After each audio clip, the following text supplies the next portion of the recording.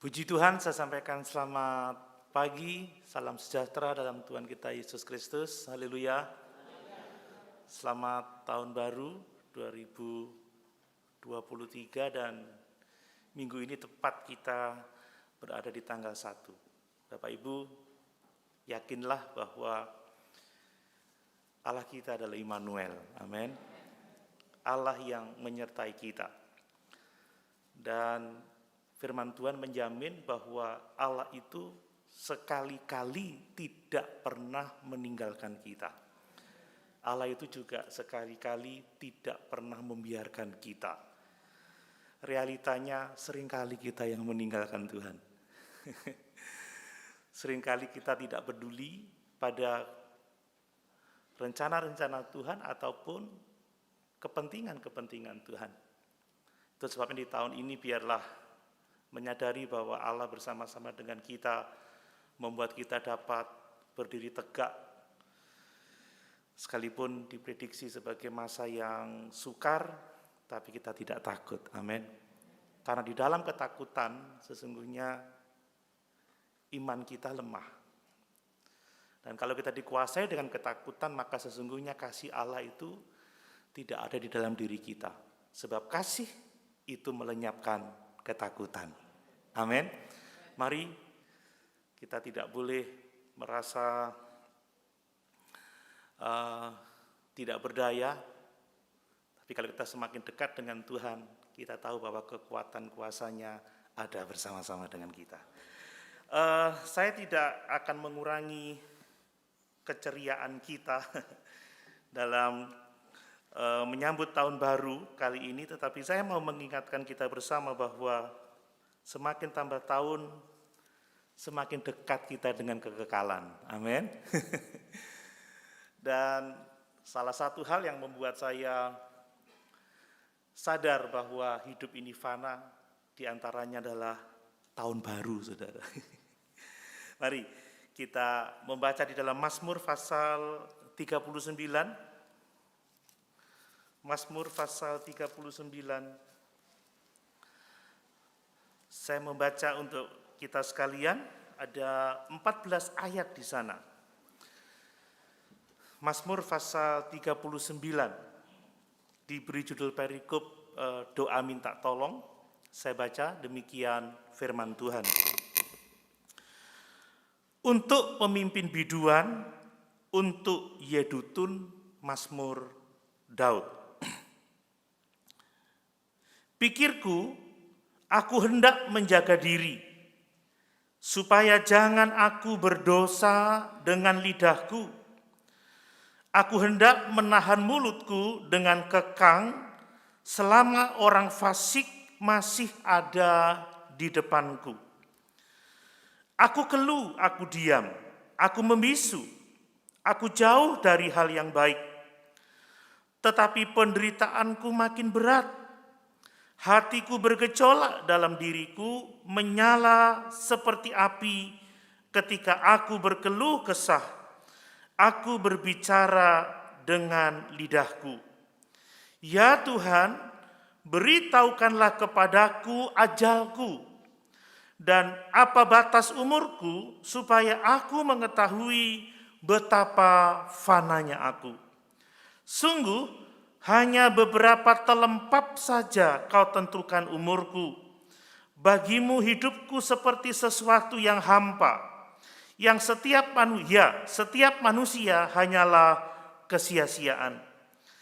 Ia hanyalah bayangan yang berlalu, ia hanya mempeributkan yang sia-sia dan menimbun, tetapi tidak tahu siapa yang meraupnya nanti.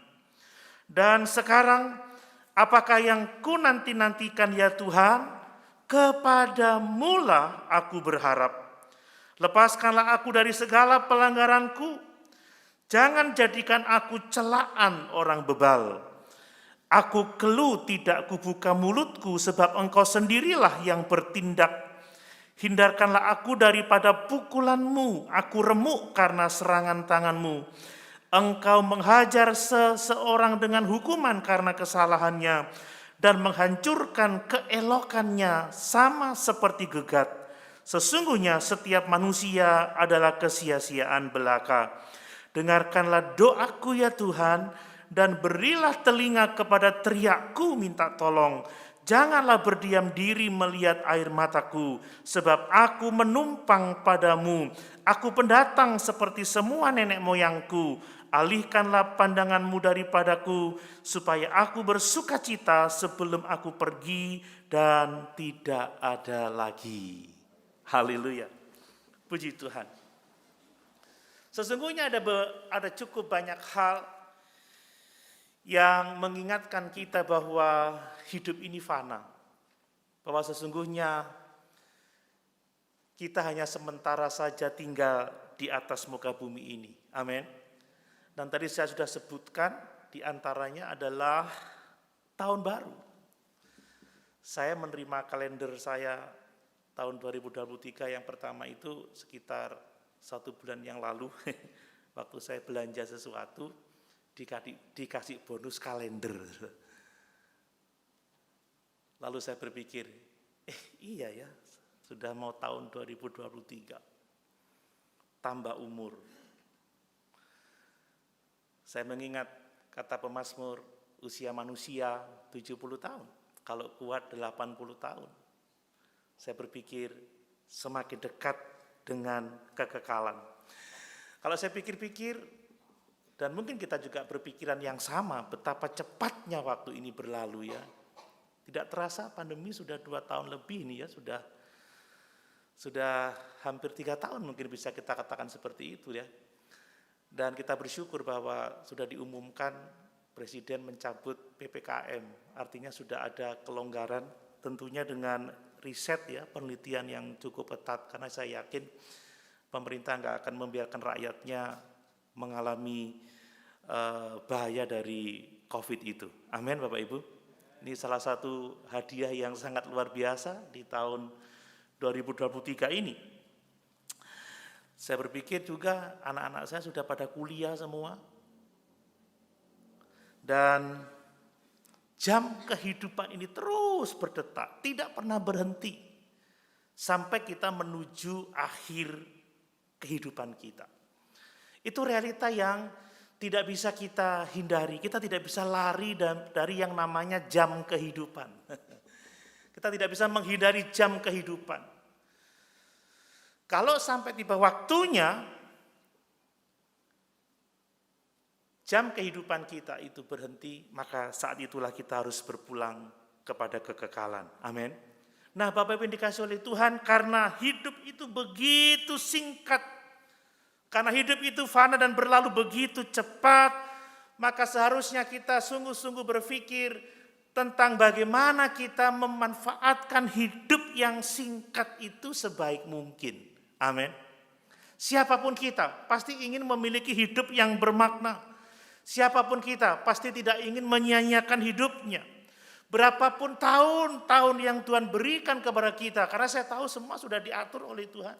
Tahun-tahun kehidupan kita telah ditentukan oleh Tuhan.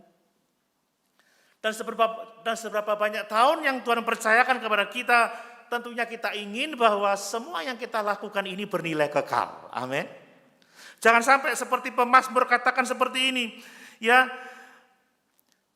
Ia hanyalah bayangan yang berlalu. Ini tentang manusia ayat yang ke-7. Ia hanya mempeributkan yang sia-sia. Jangan sampai hidup kita yang sebentar ini kita gunakan untuk mempeributkan yang sia-sia. Amin saudara. Kemudian dikatakan dan menimbun, tetapi tidak tahu siapa yang meraupnya nanti. Saudara, kalau manusia tidak menyadari bahwa hidupnya fana, sementara, maka dia akan tetap terus bergumul dengan sesuatu yang sifatnya sia-sia dan menimbun segala sesuatu yang fana, dan dia tidak tahu siapa yang akan mengambilnya nanti. Kan seperti itu. Sekali lagi saya tidak mengurangi kebahagiaan kita di tahun baru ini. Tapi firman Tuhan mengingatkan kita bahwa bertambah tahun kita disadarkan bahwa hidup kita fana. Amin. Dan mari kita memanfaatkan hidup ini untuk sesuatu yang sifatnya kekal. Jangan ribut pada hal-hal yang sia-sia. Jangan menimbun sesuatu yang pada akhirnya harus kita tinggalkan. Ingat pesan Tuhan Yesus Kristus, jangan kumpulkan harta di bumi sebab ngengat dan karat merusakkannya, tetapi kumpulkan harta di surga. Sebab di sana harta kita terpelihara untuk selama-lamanya. Amin. Itulah yang perlu kita pertimbangkan, yang perlu dengan sungguh-sungguh kita pikirkan bagaimana kita menjalani hidup ini dan memiliki nilai yang kekal. Nah, bagaimana caranya kita bisa melakukan itu? Nah, ini yang akan kita pahami dan akan kita kerjakan sepanjang tahun-tahun hidup kita kalau Tuhan masih percayakan kita hidup sampai tahun-tahun berikutnya. Nah, Mazmur 39 ini saudara menunjukkan kepada kita satu pergumulan yang sangat hebat dari Daud, saudara. Dan kita membaca di sini dia bergumul sebab dia mengalami sakit yang dia katakan sebagai bentuk dari hajaran dari Tuhan. Sakit akan selalu mengingatkan betapa fananya kita. Saudara, hari Sabtu yang lalu tiba-tiba istri saya perutnya melilit, mules, enggak karu-karuan, sampai tidak tahan. Dan untuk menolongnya, dengan cepat saya bawa ke IGD, dan puji Tuhan sudah baik. Kalau sudah seperti itu, apa yang saya ingat? Hidup ini sementara. Dan bertambah tahun, kekuatan semakin menurun. Tadi pagi kan saudara kalau di Mangli itu setiap tahun baru begini, kami membuat makanan untuk dibagikan, syukuran lah, semua kita bersyukur bisa memasuki tahun baru. Istri saya kalau masak mie enak saudara, sekali-kali coba ya, kalau sehat. Tadi pagi dia bangun pagi, yang biasanya kalau ngangkat mie itu dulu gue ini sudah mau mie satu wajan itu kuat, sekarang diam lagi. Kenapa saudara? Sudah mulai tua. Ya Pak ya. Amin. Nah, Daud sakit saudara. Hatinya bergejolak. Kita lihat dalam ayat yang keempat, hatiku bergejolak dalam diriku. Menyala seperti api ketika aku berkeluh kesah. Ayat 12, engkau menghajar seseorang dengan hukuman karena kesalahannya. Dalam kondisi yang seperti itu, hal yang luar biasa kita lihat, Daud tahu kepada siapa dia harus berharap. Amin. Bapak Ibu, di saat-saat pergumulan seperti itu kita harus tahu persis kepada siapa kita harus berharap. Ayat yang ke-8, ini rahasia yang luar biasa. Dan sekarang apakah yang ku nanti-nantikan ya Tuhan? Saat Daud menyadari betapa fananya hidup ini dan dia mengalami pergumulan yang begitu hebat, bergejolak hatinya, tapi hal yang sangat indah sebagai orang beriman, dia mengerti kepada siapa dia harus berharap. Ayat yang ke-8, dan sekarang apakah yang ku nanti-nantikan ya Tuhan, kepadamulah aku berharap. Daud sangat menyadari bahwa tidak ada pertolongan di tempat lain. Saat kita bergumul dengan kefanaan hidup kita, hanya Tuhan satu-satunya tempat kita berharap. Hanya Tuhan satu-satunya yang dapat kita tuju. Makanya mari di tahun ini kita mau lebih dekat lagi dengan Tuhan. Amin.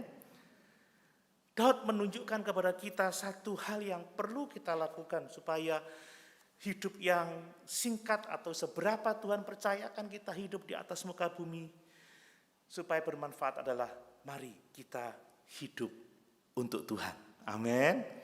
Mari kita hidup dalam perspektif kekekalan. Karena hidup ini singkat. Mari kita benar-benar fokus pada Tuhan. Hidup untuk Tuhan, hidup untuk kekekalan. Karena saya mau mengatakan tidak ada seorang pun yang tahu pasti kapan jam kehidupannya berhenti. Tetapi yang jelas pasti, kita akan menghadap tahta pengadilan Kristus saat jam kehidupan kita berhenti. Amin. Bapak Ibu yang dikasihi oleh Tuhan, Yakobus mengingatkan kita bahwa hidup ini seperti uap. Yakobus pasal 4 ayat yang ke-14, coba kita lihat. Yakobus pasal 4 ayat yang ke-14.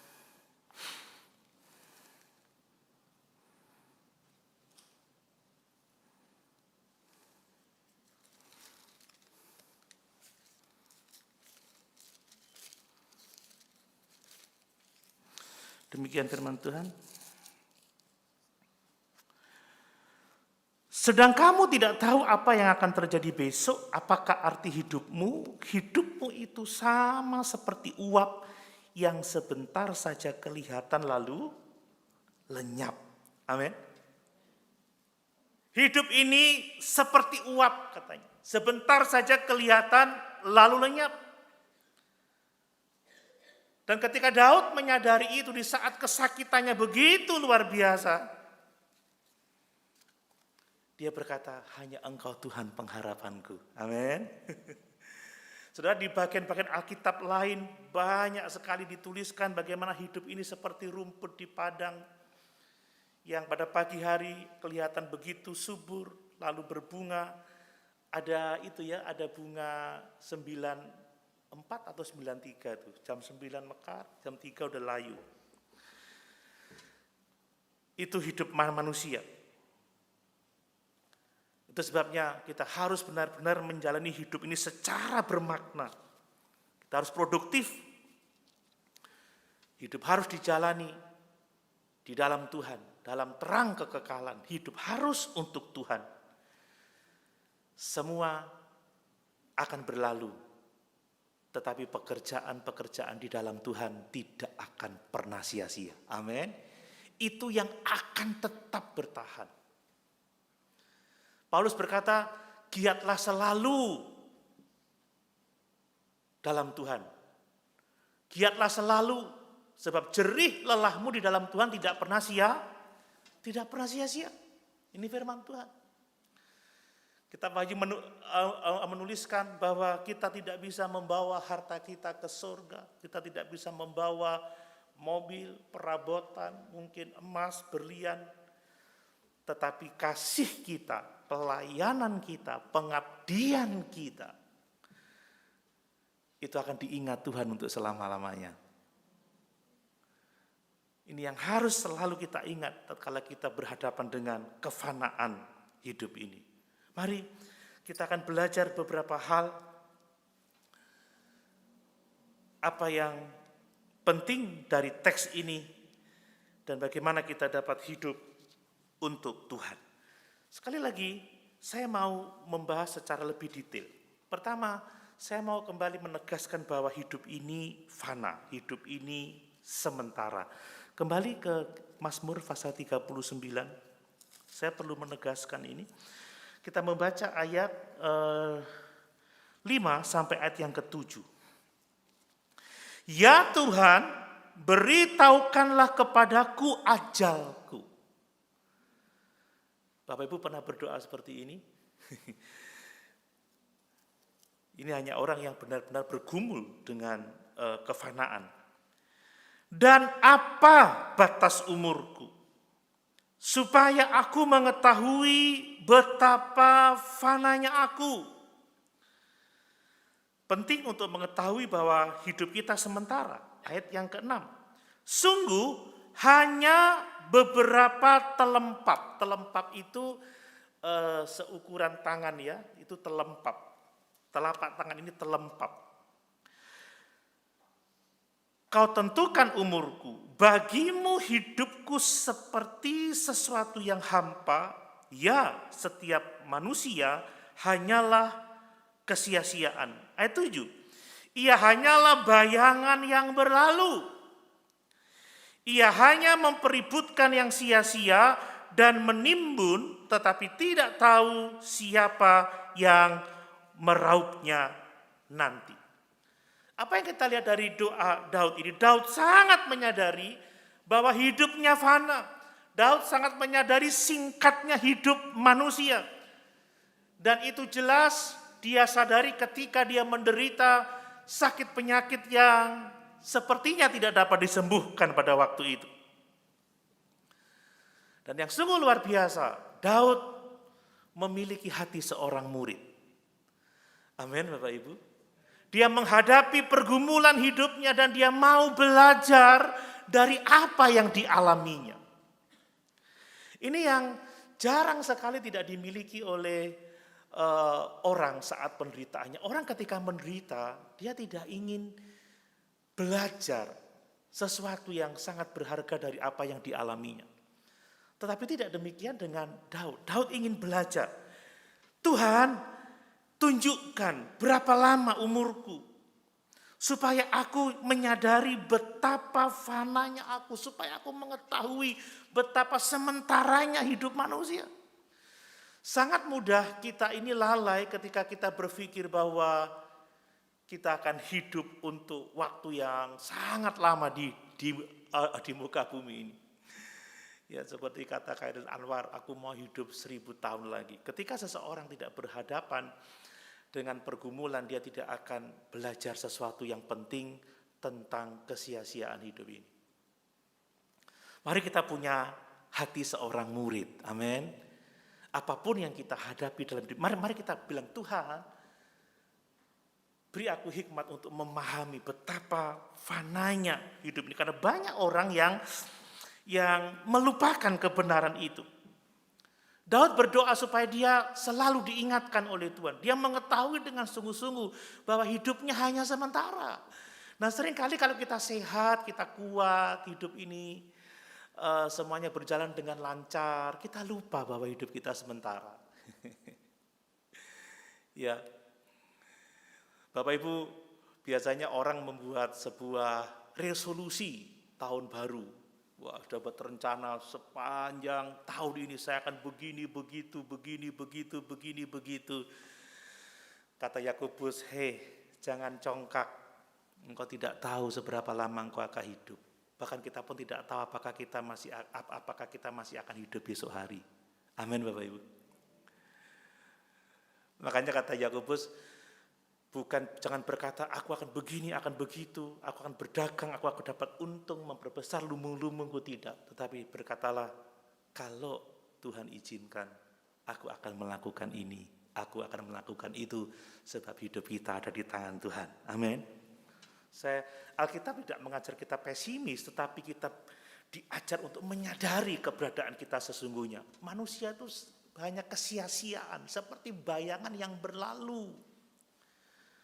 Dan yang menyedihkan, sibuk dengan hal-hal yang sia-sia. Sibuk dengan hal-hal yang akan ditinggalkannya. Menimbun sesuatu yang akan diberikan kepada orang lain. Nah, ada dua faktor yang menyebabkan bahwa hidup ini tampak begitu sangat singkat.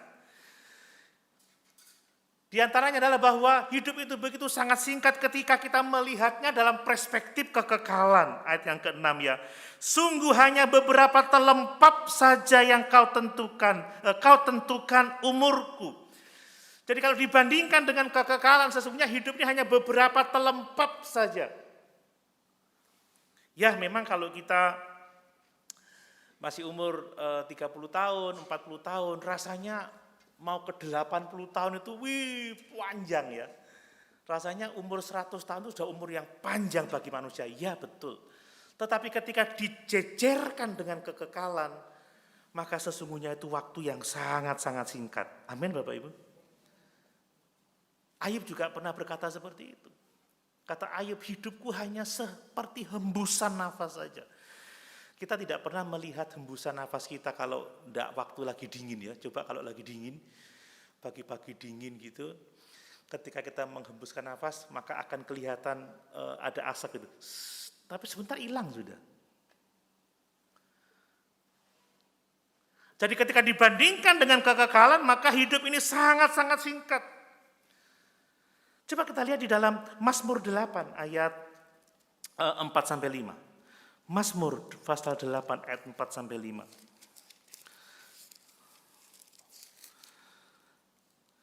Jika aku melihat langitmu, buatan jarimu, bulan dan bintang-bintang yang kau tempatkan, apakah manusia sehingga engkau mengingatnya? Apakah anak manusia sehingga engkau mengindahkannya? Ketika kita melihat langit seperti Daud melihat langit, apalagi kita bisa melihat betapa luasnya alam semesta ini, begitu banyak bintang yang jauhnya tidak terhitung, ya miliaran tahun cahaya begitu kalau kita dulu belajar biologi, belajar tentang antariksa. Ternyata solar system atau sistem tata surya kita itu bukan satu-satunya. Kita adalah bagian dari galaksi Bima Sakti, dan ada begitu banyak galaksi. Ada galaksi Andromeda dan lain sebagainya. Kalau kita membaca di pelajaran itu bahwa untuk menuju ke galaksi itu luasnya ratusan juta tahun cahaya, bahkan mungkin miliaran tahun cahaya. Ketika kita melihat sebuah gambar tata surya yang besar itu, bumi aja nggak kelihatan, apalagi kita. Amin Bapak Ibu. Betapa kecilnya kita dalam perspektif alam semesta yang besar ini. Bahkan mungkin kita seperti debu, seperti butiran pasir yang sangat kecil di tengah-tengah luasnya pantai, lautan, samudera itu. Demikianlah kalau kita menempatkan diri dalam waktu kekekalan, maka sesungguhnya waktu kita sangat-sangat singkat. Amin. Dan terus menyadarkan kita betapa fananya hidup ini, betapa singkatnya hidup ini. Daud berkata dalam ayat yang kelima, ya Tuhan beritahukanlah kepadaku ajalku, apa batas umurku, supaya aku mengetahui betapa fananya aku. Kalau kita nggak memandang kekekalan, kita berpikir hidup itu panjang, hidup itu lama, sangat lama seperti coki-coki. Tapi coki-coki dibandingkan dengan jalan tol Surabaya Jakarta, ya coki-coki sangat pendek, saudara. Pernah makan coki-coki? Kalau belum pernah makan, silakan beli nanti makan sama-sama dengan saya. Merayakan tahun baru dengan coki-coki. Ya, dibanding dengan kekekalan, hidup ini sangat singkat. Yang berikutnya, ketika kita membandingkan hidup ini dengan dalam perspektif kematian, maka hidup ini juga sangat singkat. Ayat yang ke-7 perhatikan. Ia hanyalah bayangan yang berlalu, ia hanya mempeributkan yang sia-sia dan menimbun, tetapi tidak tahu siapa yang merauhnya nanti. Apapun yang dilakukan oleh manusia, apapun yang dikerjakan, apapun yang dikumpulkannya, ketika diperhadapkan dengan kematian, semuanya menjadi sia-sia. Makanya kata Salomo, lebih baik pergi ke rumah duka daripada ke rumah pesta. Kenapa? Karena di situ kita diingatkan betapa fananya hidup ini. Karena bahaya kalau kita lupa bahwa hidup ini fana. Saudara, setiap saya melayani pemakaman, segagah apapun orang ya, sekaya apapun kalau sudah meninggal ya semua ditinggalkan, ditempatkan di satu peti. Ya mungkin ukuran 2,10 meter kali berapa itu. Ya itu keadaan kita. Apapun yang kita kerjakan, apapun yang kita punya ketika ketemu dengan kematian, semuanya sia-sia. Makanya firman Tuhan Yesus katakan, jangan hanya menjadi kaya bagi diri sendiri, tetapi jadilah kaya di hadapan Tuhan. Amin. Lalu apa artinya semua aktivitas kita yang begitu luar biasa, kesibukan kita, riwa-riwi, mengerjakan ini, mengerjakan itu, tapi setelah kita, jam kehidupan kita berhenti, semuanya sia-sia.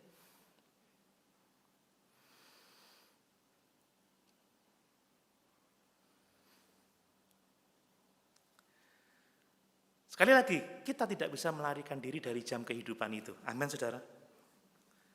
Dan jangan hidup seolah-olah kita bisa mengakali kematian.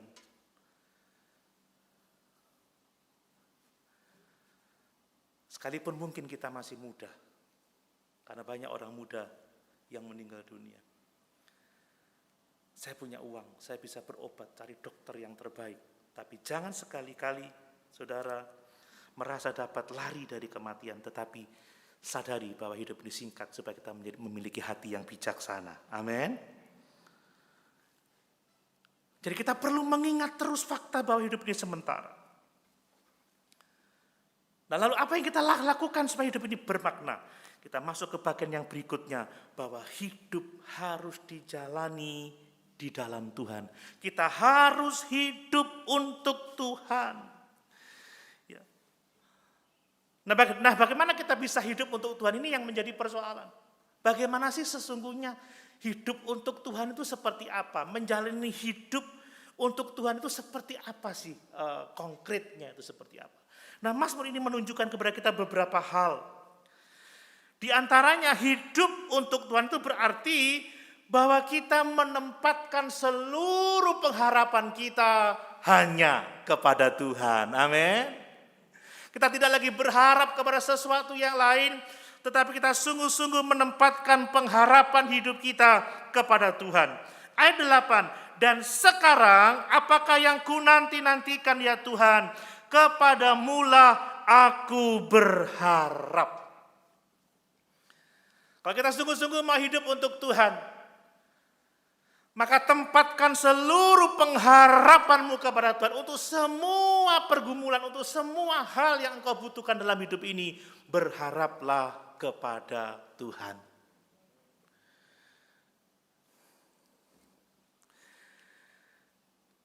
Semakin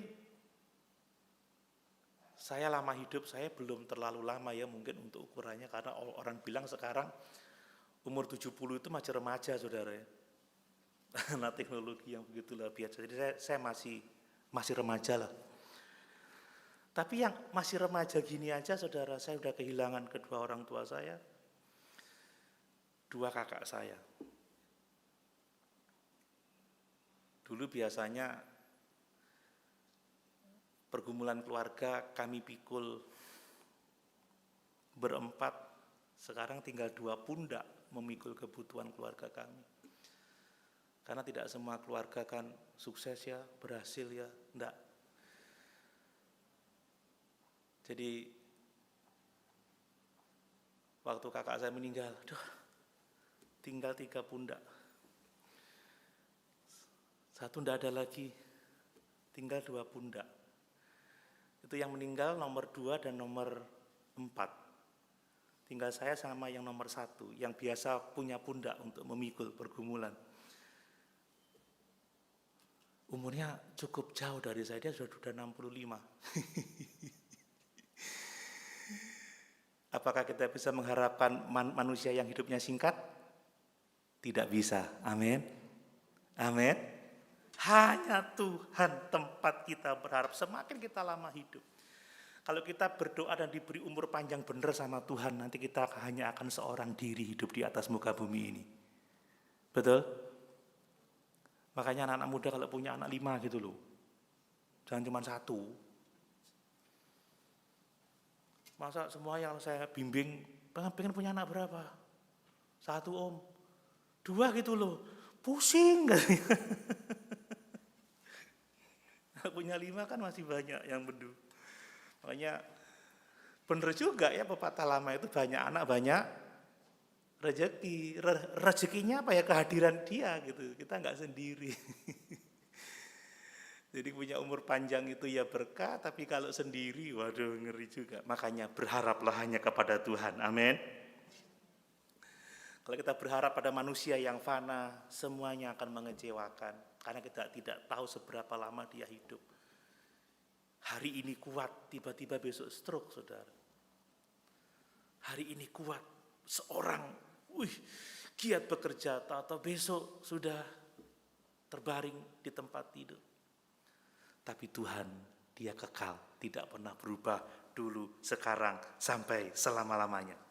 Jadikan Tuhan menjadi pengharapan kita, maka yakin kita tidak akan kecewa. Bapak Ibu, memang ini mudah dikatakan, saya pun juga mengatakan enak, berharap sama Tuhan, jangan sama manusia. Tetapi realitanya saudara, kita ini kadang-kadang tidak sungguh-sungguh berharap sama Tuhan, betul? Ya, hanyalah Yesus harapanku, tetapi kita terjebak dengan kesibukan untuk untuk mempersiapkan sesuatu yang membuat kita nyaman. Sesungguhnya kalau kita merasa aman bukan lagi karena Tuhan, tetapi tabunganku banyak, bisnisku lancar, aku sudah punya segala sesuatu. Jadi sudah lagi bukan Tuhan. Orang bekerja berjam-jam sampai gak punya waktu untuk berdoa, gak punya waktu untuk baca Alkitab. Kalau kebaktian katanya, aduh, eman, time is money, kan begitu ya. Sehingga gereja tidak punya orang-orang militan yang mau benar-benar bekerja melayani Tuhan. Karena apa? Karena dia mengandalkan dirinya sendiri. Orang yang mengandalkan Tuhan selalu dekat pada Tuhan. Amin. Selalu dekat pada Tuhan. Kenapa orang bekerja berjam-jam, bahkan melebihi batas, mau merasa aman?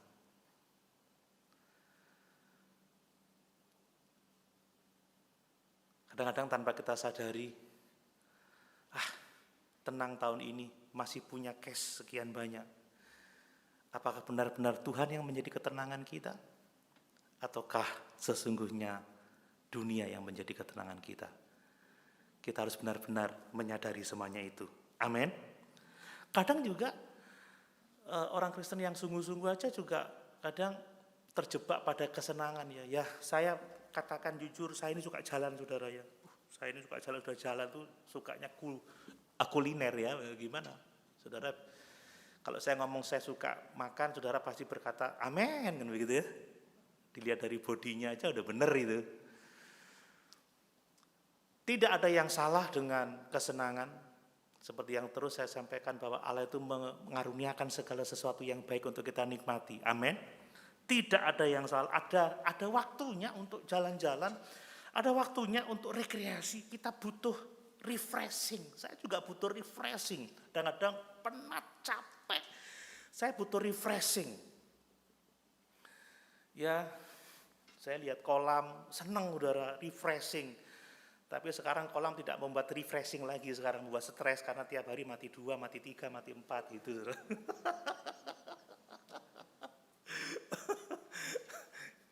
Nggak ada yang salah dengan itu, saudara.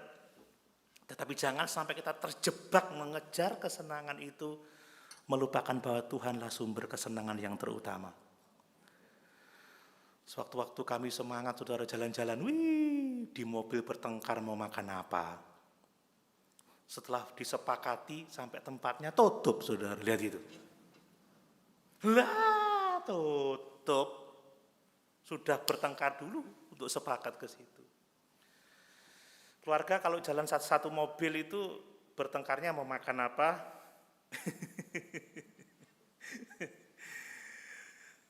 Mau kemana, lihat-lihat apa, yang satu pengen stay aja, yang satu pengen jalan, yang satu pengen itu. Enggak ada yang salah dengan itu. Tapi tidak jarang orang yang sangat tulus setia sama Tuhan tidak punya waktu untuk Tuhan. Karena mengejar gaya hidup yang seperti itu. Jangan sampai kita salah mengambil prioritas hidup kita. Amin. Tentu saja Tuhan memberkati kita supaya kita bisa menikmatinya, tetapi jangan sampai komitmen kita keluar dari persekutuan dengan Tuhan. Tuhan mengajarkan kita komitmen, kita untuk harus bekerja. Sebab orang yang tidak bekerja tidak boleh makan. Kita harus mengutamakan keluarga. Sebab itulah perintah Tuhan, kasihilah istrimu, kasihilah anak-anakmu, rawat mereka. Kalau kita tidak merawat mereka, kita lebih buruk dari seorang yang murtad. Tetapi di tengah-tengah pergumulan yang seperti itu, di tengah-tengah perintah yang baik itu, jangan sekali-kali meninggalkan persekutuan dengan Tuhan. Amin. Cari dulu kerajaan Allah serta kebenarannya. Maka kita akan diberi kekuatan, diberi berkat. Semua yang kita kerjakan berhasil. Cari dulu Tuhan supaya keluarga kita diberkati oleh Tuhan. Amin. Ingat, sia-sia usaha orang membangun rumah kalau bukan Tuhan yang membangunnya. Sia-sia orang berjaga-jaga mengawal kota kalau bukan Tuhan yang menjaga. Kalau bukan Tuhan yang mengawal kota. Artinya apa? Kita tidak bisa melakukan sesuatu sendiri, kita butuh Tuhan. Semakin saya mengasihi keluarga saya, semakin saya dekat pada Tuhan. Amin. Semakin saya ingin berhasil, semakin saya dekat pada Tuhan. Karena hanya Tuhanlah pengharapan satu-satunya yang akan dapat memberikan segala sesuatu yang kita butuhkan. Amin. Bagaimana selanjutnya kita hidup untuk Tuhan? Yang pertama, taruh pengharapanmu kepada Tuhan. Yang kedua adalah mari kita hidup di dalam kekudusan. Amin. Hidup di dalam kekudusan. Di tengah-tengah pergumulan yang begitu hebat, Daud berdoa di ayat yang ke-9, perhatikan. Mazmur 39 ayat yang ke-9. Lepaskanlah aku dari segala pelanggaranku, jangan jadikan aku celaan orang bebal. Lihat, tidak hanya Daud, dia berharap kepada Tuhan. Hanya padamu aku berharap. Yang kedua dia katakan, lepaskanlah aku Tuhan dari segala pelanggaranku. Ada satu kerinduan untuk hidup dalam kebenaran. Ada satu kerinduan untuk hidup dalam kekudusan. Amin. Kita cari Tuhan untuk apa? Kebanyakan orang cari Tuhan untuk kesuksesan. Untuk berkat-berkat jasmani. Ya tidak salah, memang kita butuh itu. Tetapi lebih dari itu, karena kita akan mempertanggungjawabkan hidup kita, maka kita harus hidup dalam kekudusan. Bapak Ibu, lihat dikatakan di situ ada kata-kata orang bebal. Jangan jadikan aku celaan orang bebal. Ketika orang percaya menderita dan melakukan pelanggaran, kita jadi celaan. Amin. Tetapi kita akan memuliakan Tuhan kalau kita hidup dalam kekudusan. Makanya Daud ini dia kelihatan mengeluh ya, Tuhan sebelum aku mati angkat penderitaanku. Supaya kalau aku mati aku tenang. Sebenarnya itu keluhan, tapi dia sebenarnya taat juga. Nanti saya sampaikan sedikit tentang itu. Intinya kalau Bapak Ibu ingin memuliakan Tuhan, ketika dalam pergumulan, jangan biarkan kita merespon dengan pelanggaran. Amin. Persungutan, memberontak, menentang Tuhan. Mengeluh tidak salah. Daud banyak keluhan di sini, tetapi dia tetap tunduk pada otoritas Tuhan. Amin. Kejar kekudusan dalam perkataan kita. Ayat 2-4. Aku hendak menjaga diri supaya jangan aku berdosa dengan lidahku. Aku hendak menahan mulutku dengan kekang selama orang fasik ada di depanku.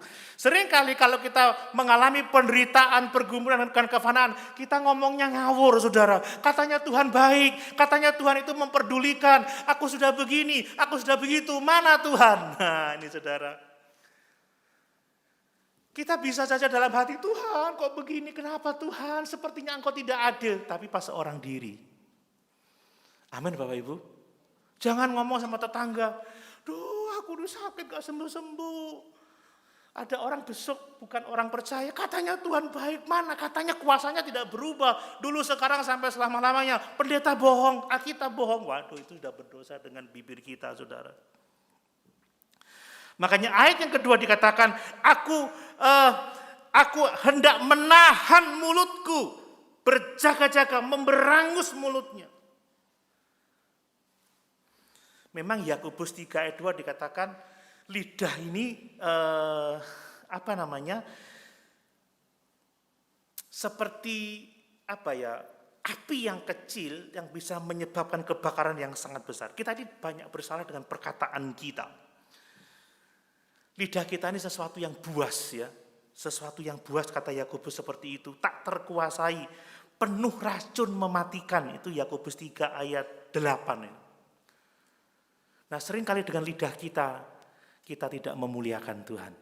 Seringkali dengan perkataan kita menghancurkan persekutuan. Kita menghancurkan gereja. Kita memfitnah seringkali dengan perkataan kita menghancurkan keluarga kita sendiri. Kita harus menggunakan kata-kata kita dengan bijak. Kita harus berdoa, Tuhan, lepaskan aku dari pelanggaran-pelanggaranku. Amin. Aku akan menjaga mulutku, jaga Tuhan. supaya hidupku memuliakan Tuhan. Kemudian mengejar kekudusan dalam tindakan. Tadi kita sudah baca bahwa lepaskanlah aku dari pelanggaran-pelanggaranku. Bapak Ibu, kalau kita ingin benar-benar kudus dalam tindakan, maka kita harus mengatasi semua itu pertama-tama dari tingkat hati. Semua selalu mulai dari dalam hati. Tindakan kita keluar dari hati. Markus 7 ayat 21 sampai 23. Sebab dari dalam, dari hati orang timbul segala pikiran jahat, percabulan, pencurian, pembunuhan, perzinahan, keserakahan, kejahatan, kelicikan, hawa nafsu, iri hati, hujat, kesombongan, kebebalan. Semua hal-hal ini timbul dari dalam dan menajiskan orang. Amin. Tapi orang tidak akan berurusan dengan hatinya kalau dia tidak memiliki keinginan seperti Daud. Lepaskanlah aku dari pelanggaran-pelanggaranku. Makanya benarlah kata Tuhan Yesus, berbahagialah orang yang lapar dan haus akan kebenaran. Amin.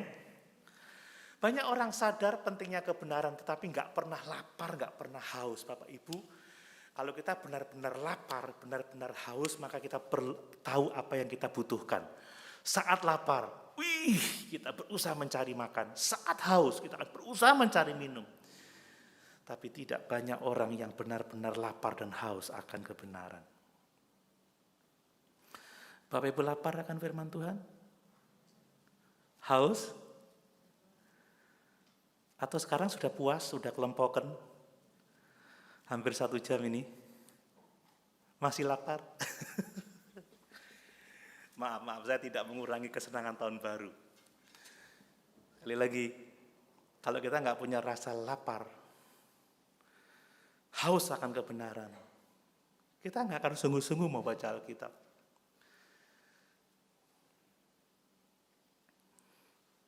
Jangan sampai kebaktian Natal itu inti acaranya itu adalah penyalaan lilin, menyalakan lampu Natal. Kebaktian tahun baru itu intinya adalah pas makan-makan syukuran. Intinya adalah makan firman Tuhan. Apa yang menjadi kehausan kita? Kita lapar akan apa? Hanya orang-orang yang benar-benar haus dan lapar akan kebenaran yang akan benar-benar menemukan kebenaran. Yang berikutnya, bagaimana kita hidup untuk Tuhan? Mari kita tunduk kepada hajaran Tuhan. Amin. Ayat 10 sampai 14. Aku keluh, tidak kubuka mulutku, sebab engkau sendirilah yang bertindak. Dia dihajar oleh Tuhan, saudara. Didisiplin oleh Tuhan. Hindarkanlah aku daripada pukulanmu. Aku remuk karena serangan tanganmu. Engkau menghajar seseorang dengan hukuman karena kesalahannya. Dan menghancurkan keelokannya sama seperti gegat. Sesungguhnya setiap manusia adalah kesia-siaan. Dengarkanlah doaku ya Tuhan, dan berilah telingaku kepada teriakku minta tolong. Janganlah berdiam diri melihat air mataku, sebab aku menumpang padamu. Aku pendatang seperti semua nenek moyangku. Alihkanlah pandanganmu daripadaku, supaya aku bersukacita sebelum aku pergi dan tidak ada lagi. Amin. Kita harus mau menerima hajaran Tuhan. Tuhan seringkali menggunakan pencobaan, sakit penyakit, pergumulan yang lain untuk apa? Untuk mendidik kita, untuk mengajar kita sesuatu. Daud tidak akan mengatakan, betapa fananya aku Tuhan ketika dia selalu baik-baik saja. Ketika dia tidak sakit, ketika semuanya ada. Rasanya Belanda masih jauh, kan begitu saudara. Tapi ketika dihajar oleh Tuhan, baru dia sadar, Tuhan, tunjukkan betapa batas umurku dan betapa fananya aku. Makanya kalau Tuhan menghajar kita, katakan terima kasih Tuhan. Amin. Apapun yang terjadi di dalam hidupku, selalu ku berkata, Tuhan Yesus baik. Amin. Sakit, terima kasih Tuhan. Sedikit pergumulan di bisnis, puji Tuhan. Banyak pergumulan, puji Tuhan. Karena Tuhan sedang melatih kita. Kenapa sih Tuhan sampai menghajar, bahkan dikatakan menghancurkan keelokannya seperti gegat? Kenapa sih Tuhan menghancurkan sesuatu yang penting dari hidup saya? Kenapa sih Tuhan? Kenapa yang saya banggakan Engkau hancurkan? Supaya kita tahu melihat bahwa Tuhanlah yang terbaik untuk kita. Selagi masih ada sesuatu yang kita andalkan di dunia ini, kita nggak akan pernah mengandalkan Tuhan. Tapi tatkala pegangan kita sudah tidak ada, baru kita akan meraih tangan Tuhan. Amin Bapak Ibu. Amin. Memang sakit saudara. Kalau mau anak-anak saudara ingat di tempat kos, jangan kasih uang makan. Lak bingung telepon. Pak, habis. Tapi lek dicukupi terus. Jangankan say hello, enggak, lupa saudara. Lupa. Kapan mereka telepon? Saat kehabisan uang. Apa kejam orang tua sedikit terlambat mengirim uang makan? Enggak, supaya anak-anak ingat orang tuanya. Kalau enggak asik aja saudara. Coba kalau Bapak Ibu anaknya di kamar lagi ngegame, pas main dikasih roti, dikasih minum, siang dikasih makanan, enggak akan pernah lihat saudara. Tapi biarkan dia main sampai lapar dan biarkan meja makan kosong. Dia ketok kamar. Mah, makan apa? Itu kelakuan anak-anak saudara. Iya kan?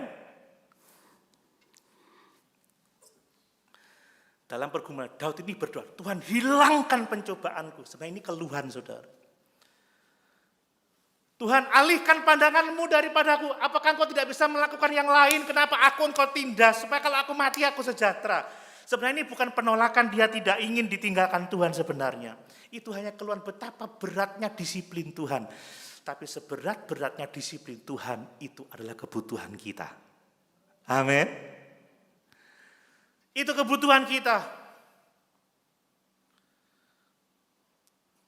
Saudara kalau olahraga punya pelatih yang bagus, saya ngeliat di TikTok itu seorang perempuan petinju sudah lelah itu tetap dipukul, tetap supaya dia bangkit, tetap supaya bangkit. Aduh pelatih sudahlah, aku udah capek. Enggak, tetap, ayo dulu sampai dia akhirnya bangkit lagi dan dia mulai mukul lagi, mulai nendang lagi. Kalau enggak, kalau musuhnya kuat dia akan kalah, saudara. Amin. Mungkin dia berkata, sudah Pak pelatih, udah gak kuat. Ayo lagi, gak kuat. Ayo lagi. Kadang-kadang Tuhan angkat penderitaanku ini supaya aku bisa dengan lega menutup mataku. Itu bukan menolak Tuhan sebenarnya. Bapak Ibu kita bisa mengeluh, tapi tetap tunduk kepada Tuhan. Tuhan aku capek. Rasanya mau berhenti, tapi kita juga tidak berhenti. Amin. Saudara wajar namanya manusia saudara. Namanya juga manusia. Tapi jangan sampai iman kita gugur. Apapun yang kita alami, kadang kita seperti Daud. Alihkanlah pandanganmu daripadaku. Sepertinya kita maunya kiranya engkau mengarahkan wajahmu kepada kami. Kiranya wajahmu menyinari kami. Ini aneh saudara. Alihkanlah pandanganmu daripadaku. Supaya aku bersuka cita sebelum aku pergi dan tidak ada lagi. Maksudnya apa? Tuhan, ajaranmu berat. Aku seperti tidak kuat menanggungnya. Tapi percayalah, pencobaan-pencobaan yang kita alami itu pencobaan biasa. Amin.